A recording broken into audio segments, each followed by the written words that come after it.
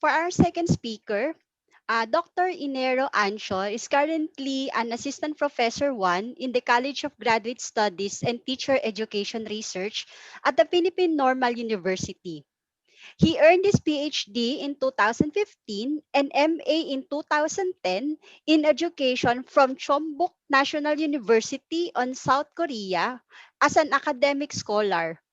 For his MA thesis, he conducted the study on the financial support system provided to international students, while his PhD dissertation looked into the lives of Filipino students who graduated from Korean universities and decided to return home to the Philippines.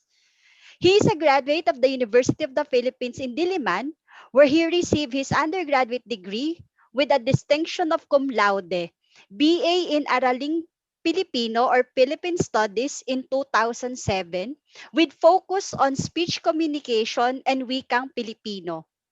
In 2005, he attended Hanam University in Daejeon, South Korea, for a year-long exchange student scholarship where he majored in Korean studies.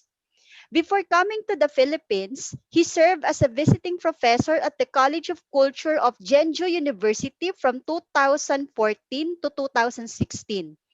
He currently leads a team of professors for a research on internationalization and multiculturalism funded by the Academy of Korean Studies in Seoul, South Korea. He is involved in several national, particularly in CHED, and international in the Ministry of Education in Indonesia funded projects, along with his experience in international publication and reputable peer-reviewed academic journals such as Scopus, ASEAN Citation Index, Korean Citation Index, and Philippine CHED accredited journals. His field of interest also includes internationalization of education, Philippine studies, school supervision and leadership, and education for social transformation. Let us all welcome Dr. Inero Ancho. Magandang gabi sa ating lahat.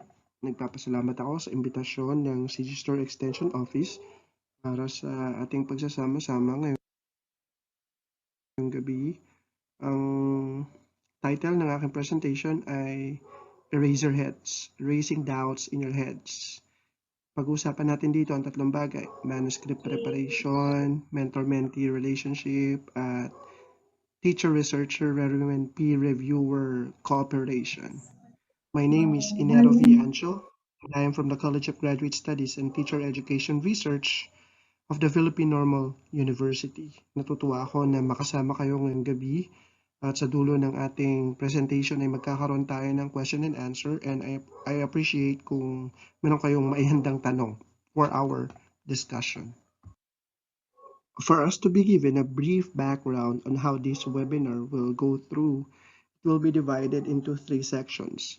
First one is manuscript preparation, and for this aspect, it is expected that all of us have our own finished and completed research manuscript. Now, a completed research.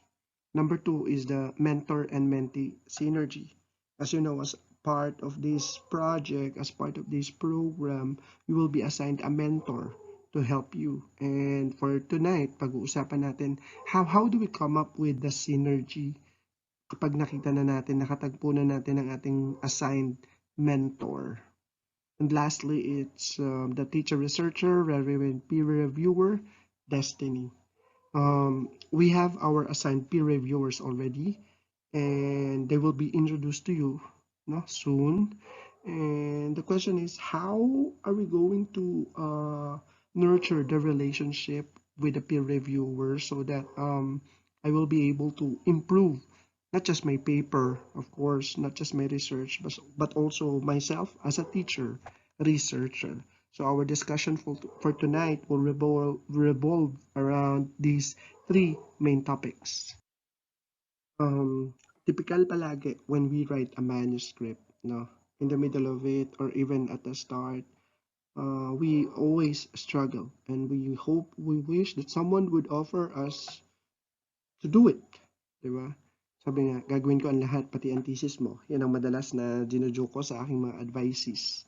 How I wish we have someone who can do it for us. But actually, in this process, we have no other choice but to do it on our own. But we can get help. Okay? Others are willing to help, to assist us. That's why we have this webinar.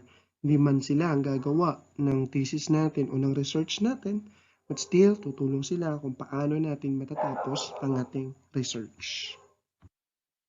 The big question for now is, what's next after you have finished writing your research paper? Do you sleep? Go manyanita? Go for milk tea? All of the above? Or probably you have a better idea than options A to D.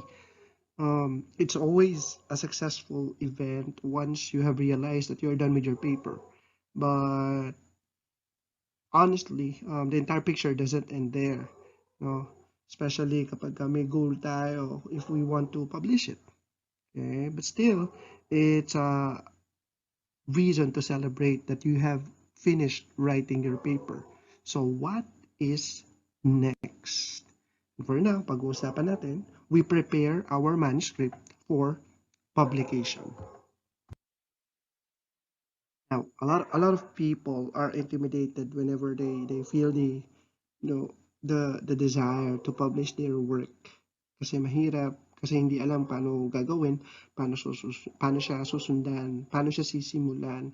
However, the mere fact that you were able to finish writing your paper, it's an indication, okay, that it is promising, that's one, that there is a possibility for you to succeed sa pag-publish ng ating paper. We just have to realize that, oh, since I'm done with my paper, might as well try, no? Might as well discover what is in store for me when we publish, when we try publishing. Okay, we need to take a bite because it's all right. No, okay lang yan. Lahat ay dumadaan sa ganyan. There's always the first time, so might as well take that bite and enjoy. On the screen, I have here 4 tips. No? Ano yung mga pwede natin gawin once we realize, okay, I am finally and officially done with writing my manuscript. Number 1, secure your manuscript and the data set, which is related to number 2. Always remember, you should always have your backup, email, drives, or whatever. Yung iba, printed ang backup nila. Wala namang problema kung saan kayo comfortable at convenient. Securing your dataset because in the long run, during the review, baka hanapin siya, baka tanungin siya.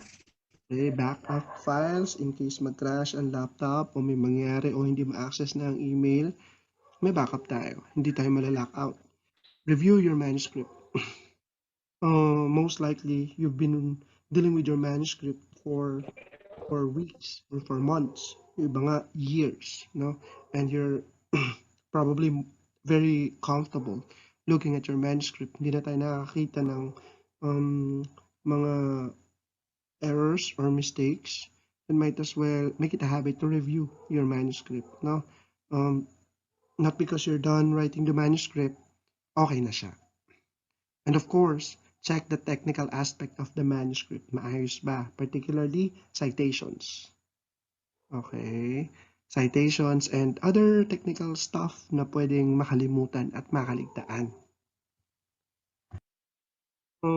I'm sharing with you something I found online when it comes to manuscript review. Okay, the author himself or herself will review the manuscript, no?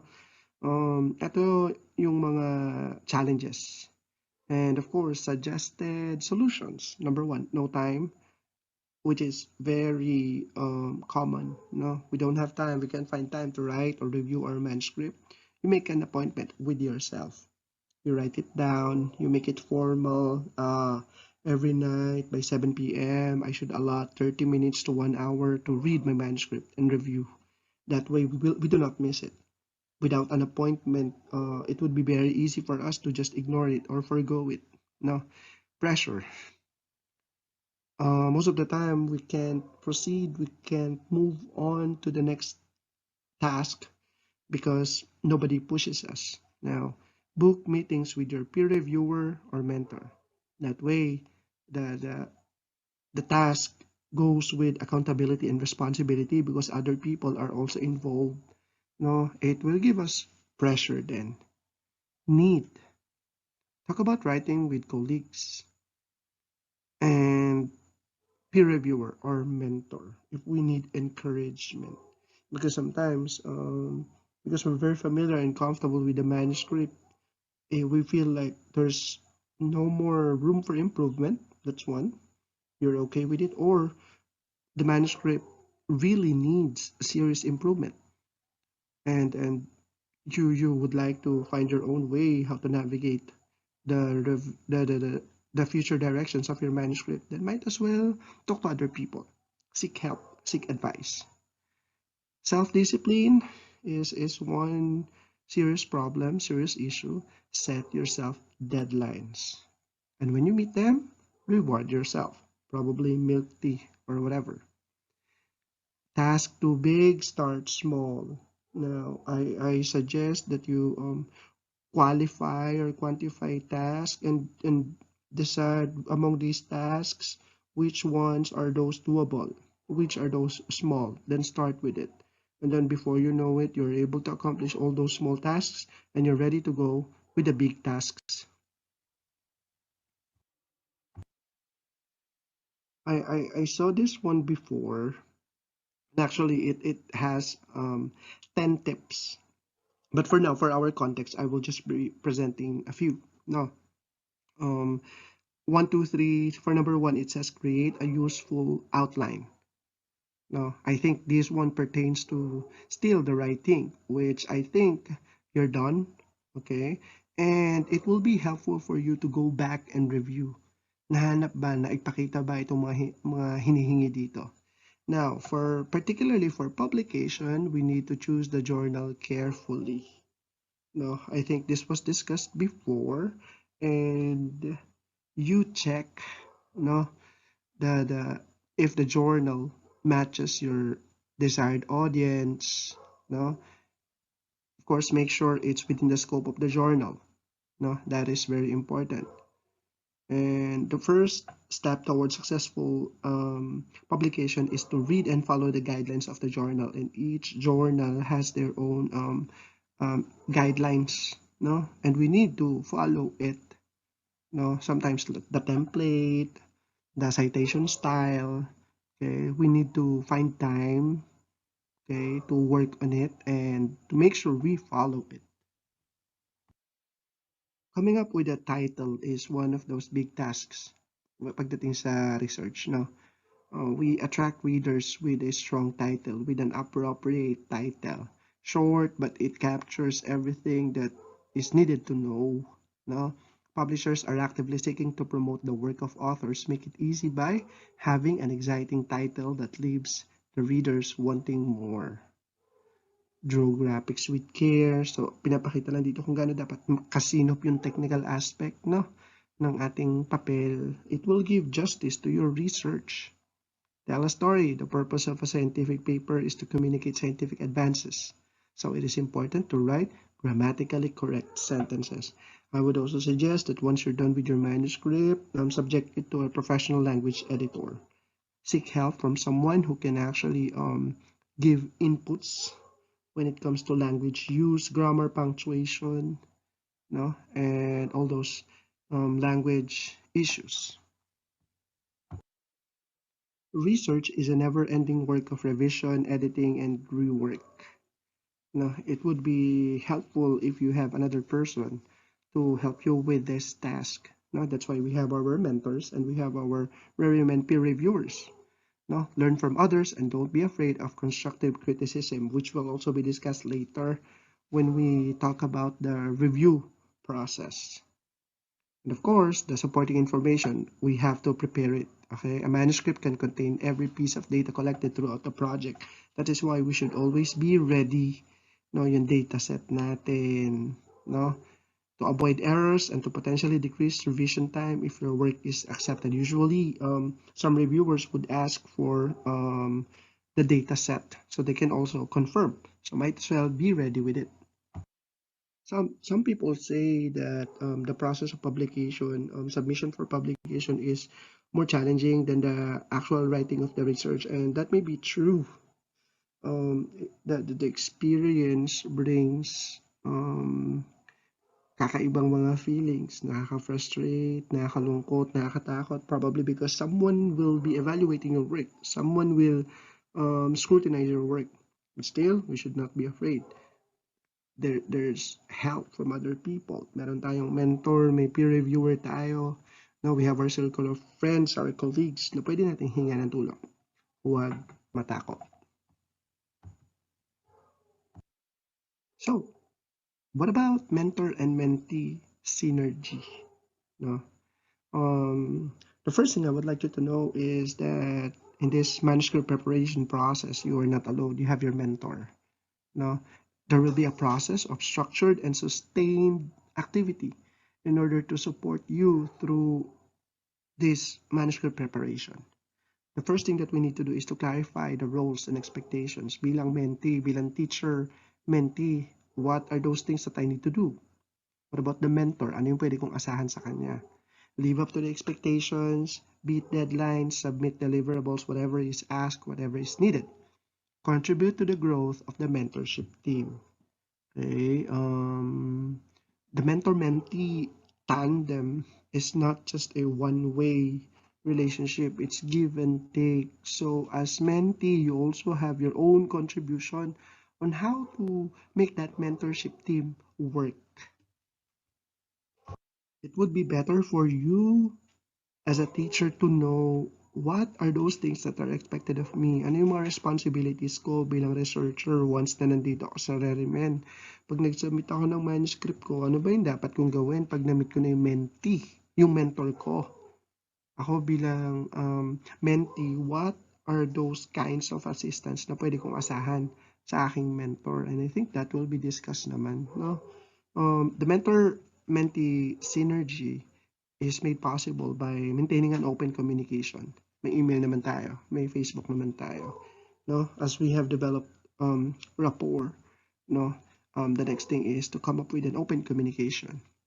Always keep track of your progress, what has been done, and what should be done next, the future direction. Palaging ganun yung tingin natin. If these are the things that we have accomplished for now, what are those things left for tomorrow? That way, mas firm yung pag-navigate natin sa ating manuscript preparation and submission. Meron tayong direction.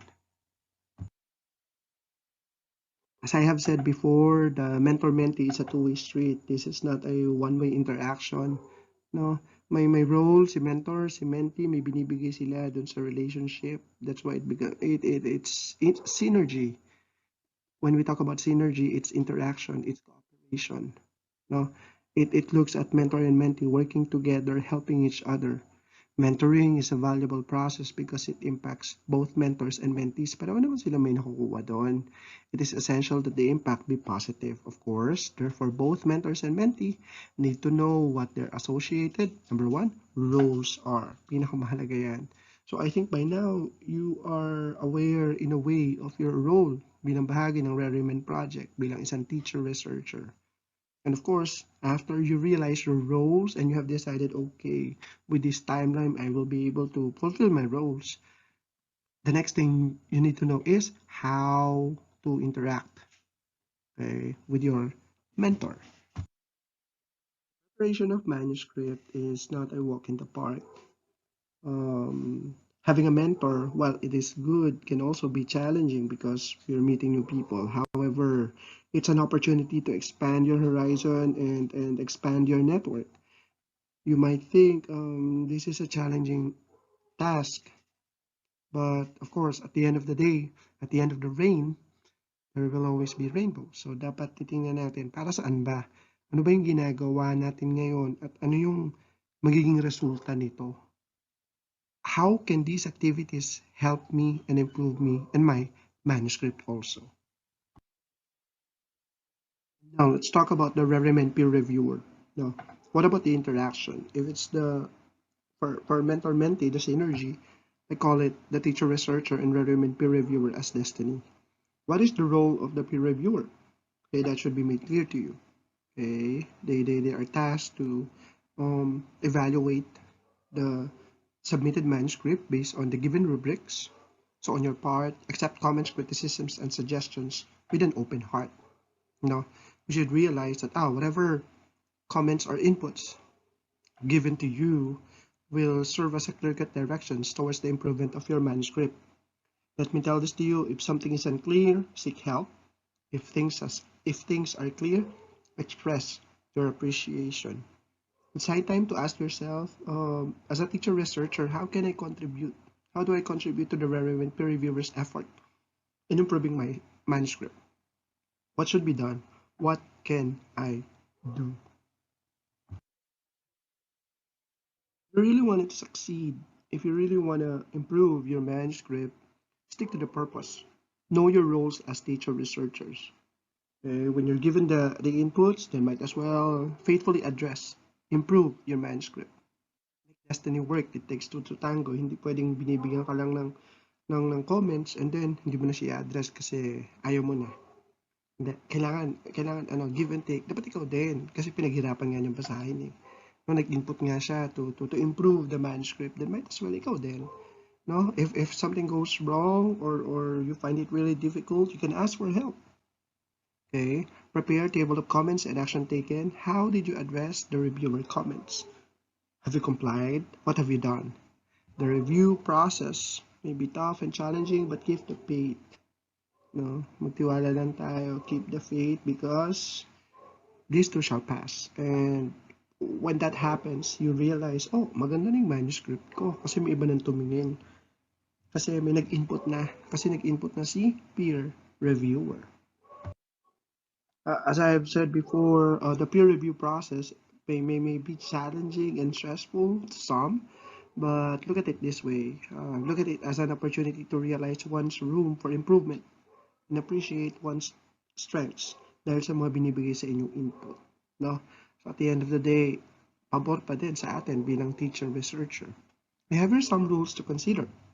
Be polite and respectful to your peer reviewers kasi they gave time para pagandahin palalo ang ating manuscript. Respond to every point raised by the reviewer and try your very best to address these comments.